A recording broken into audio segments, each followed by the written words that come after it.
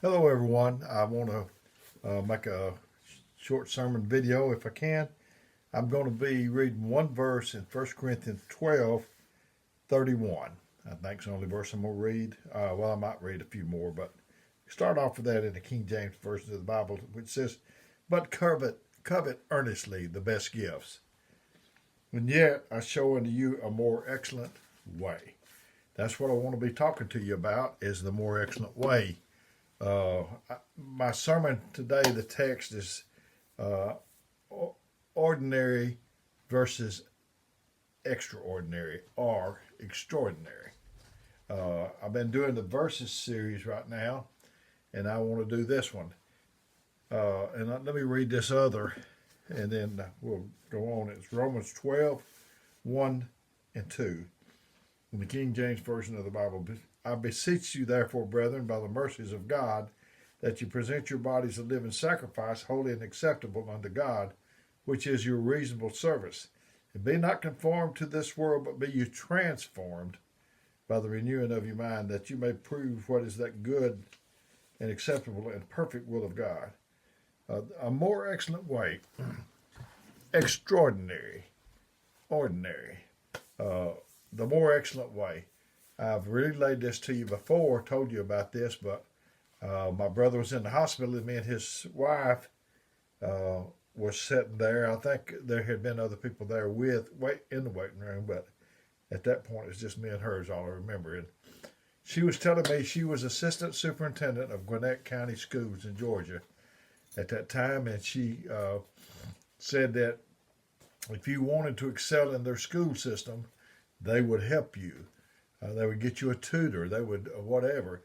If you was on a football team, and they had great football teams in athletics, was my understanding. She said that there would be somebody meet you in the weight room at 6:30 in the morning, or whatever time you wanted to meet, because they wanted you to excel. God wants us to excel. There's more for us. He don't want us to settle for mediocre. And she said if you wanted to do better in academics, they would get you a tutor, and they would meet you down there at the 6:30 or whatever. So if you want to do better and you tell God about it, He'll send you that more excellent way. Um, he said, "Be not conformed to this world, but be you transformed by the renewing of your mind." You have to. You can't go on with the mind you got. You got to get a new mind. Uh, you can't.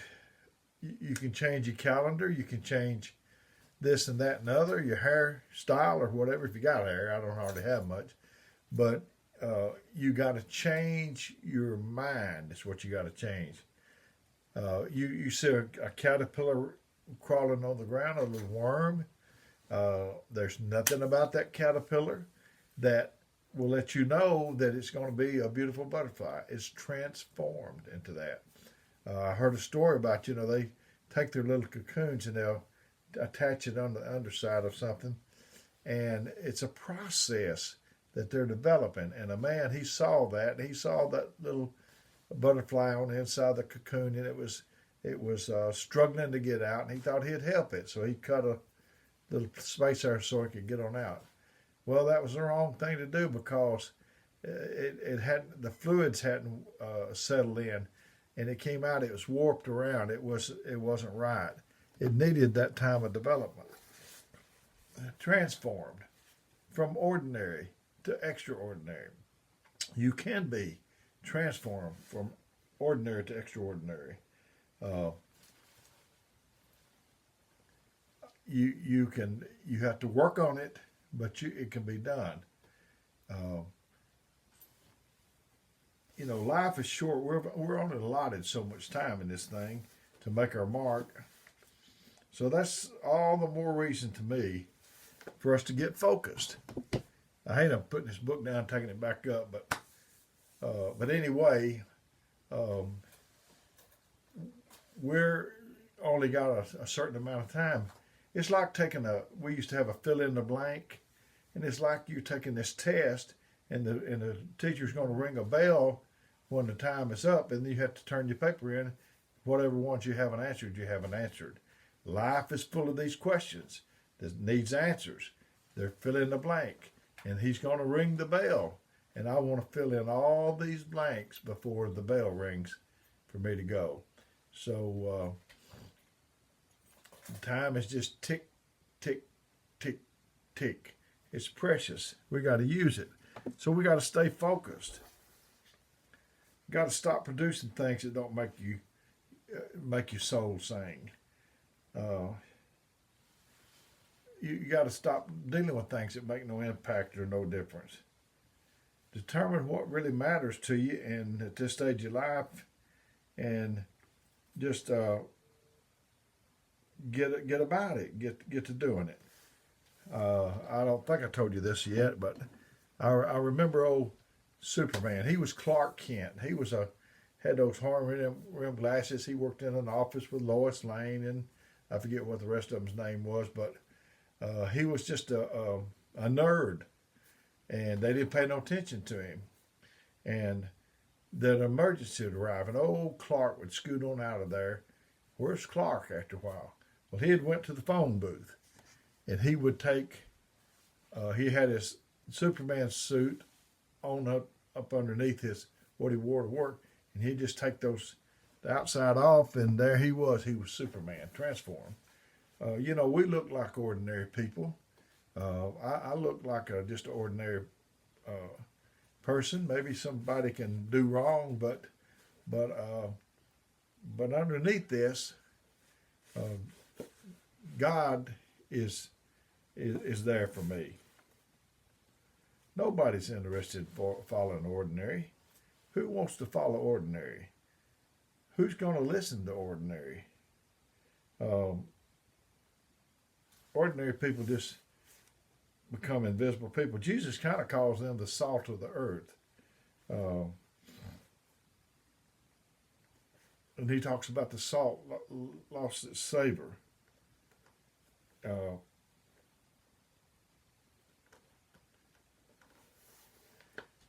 Ordinary, good is the enemy of great. So many people settle for good, and they don't try to go on to great. There's another level. Every level has a new devil, that's for sure. But there's another level up there. You just hadn't seen it yet. I know I've told you the story about my grandson, Grant Gaines. He was about 4 years old, so I think 5. And he'd stay with me, and he was a rocket socket action type guy, and he'd wear me out. And I just wanted to sit down and ask him. I said, is there anything we can do we can just sit down? I didn't sit with him. He wanted action. And no. And I said, can we play school? I didn't know what we were going to do. I just thought if I could sit down and I'd make it up as we went, and it would be good. But I said, did you bring anything in that bag that your mother packed that we could just sit down? He said, Nintendo. I didn't know much about it, but I said, drag it out here.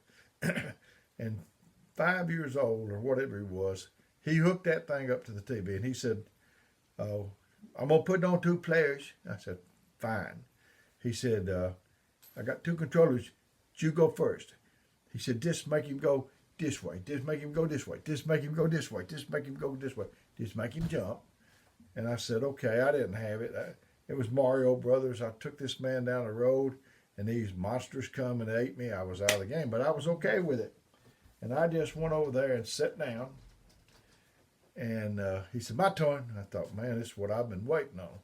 And he took that man. He went down that road. No monsters got him. The next thing I knew, he was on a motorboat. And then the next thing I knew, he was in an airplane. I never saw those screens. Brothers and sisters, friends out there are screens that we're not seeing. There's more screens than what we have seen so far. But the ordinary is not going to see those screens.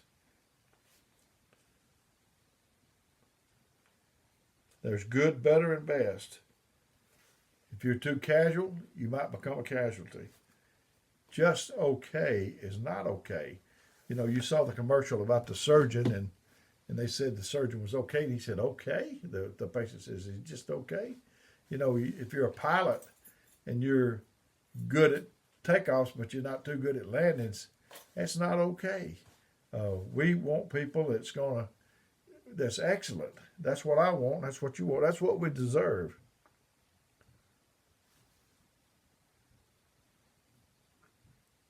But you could be so casualty that you'll become a casualty. We go to the doctor. Some of us do. Some do. And when we do, uh, he'll give us a prescription that's going to make us better. And my theory is, if we're going to go to him, we need to do what he says as much as we can. So uh, you need to do what the Bible says. It's the prescription. He's got the prescription. It's like a recipe. My wife, she makes the best cornbread. I'm telling you, I hate to brag too much on her, but she's good. Best cook I've ever seen.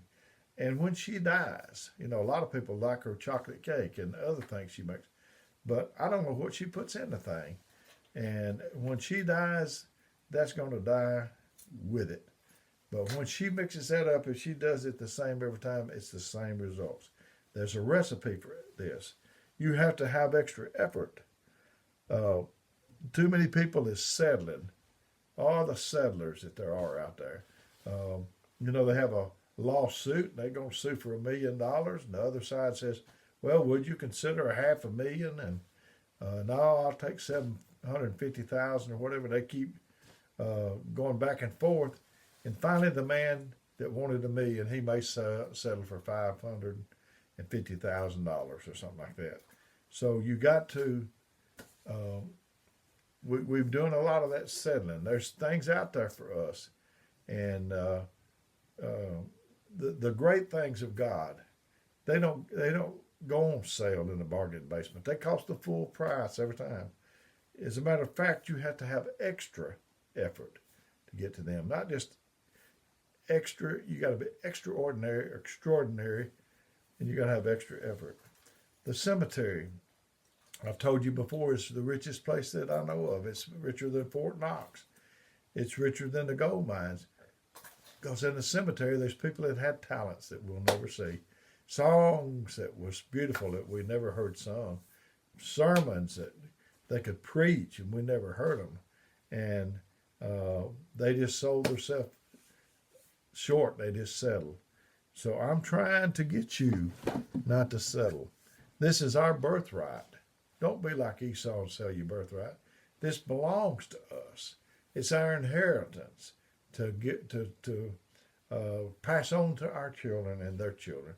So I want to be extraordinary. I want you to be extraordinary, and I don't want us to settle for less.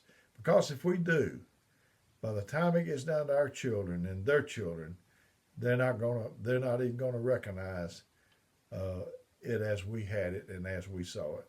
So may God bless you is my prayer. My phone number is 256-508-4410. And you can call or text me. I might not get back to you right away.